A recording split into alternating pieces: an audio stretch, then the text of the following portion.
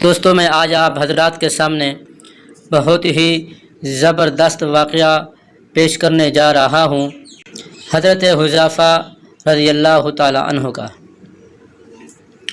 حکومت، دولت اور عورت کو ٹھکرانے والے صحابی کی داستان۔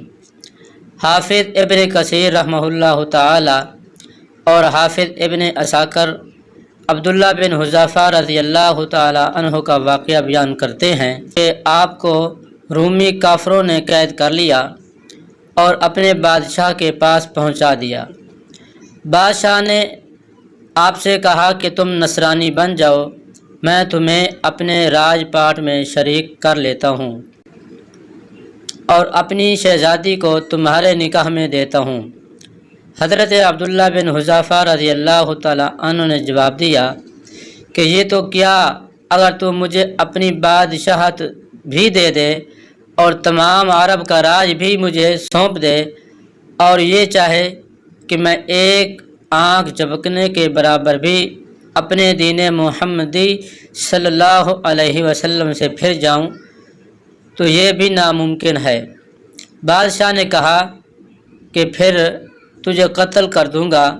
حضرت عبداللہ بن حذیفہ رضی اللہ تعالی عنہ نے جواب دیا کہ ہاں، یہ تجھے اختیار ہے۔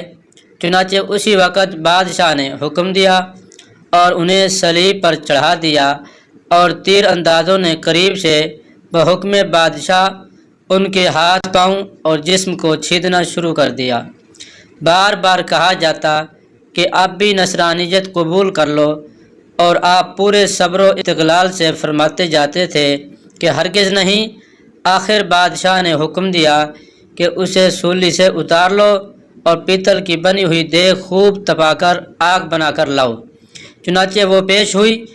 بادشاہ نے ایک اور مسلمان قیدی کے بارے حکم دیا کہ اسے اس میں ڈال دو۔ اسی وقت حضرت عبداللہ بن حذیفہ رضی اللہ تعالی عنہ کی موجودگی میں آپ کے دیکھتے ہوئے اس مسلمان قیدی کو اس میں ڈال دیا گیا۔ وہ مسکین صحابی اسی وقت جل کر راکھ ہو گئے، گوشت پوشت جل گیا اور ہڈیاں چمکنے لگیں۔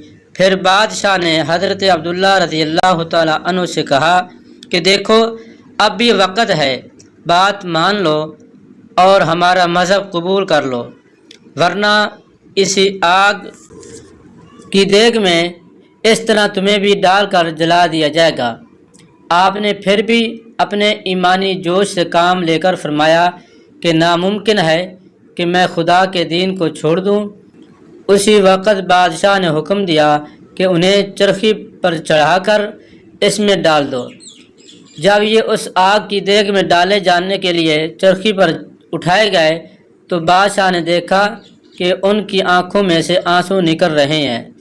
اس وقت اس نے حکم دیا کہ رک جائیں اور انہیں اپنے پاس بلا لیا، اس لیے کہ اب اسے امید بندھ گئی کہ شاید اس عذاب کو دیکھ کر اس کے خیالات بدل گئے ہوں، میری مان لے گا اور میرے مذہب کو قبول کر لے، میری دامادی میں آ کر میری سلطنت کا ساجی بن جائے گا۔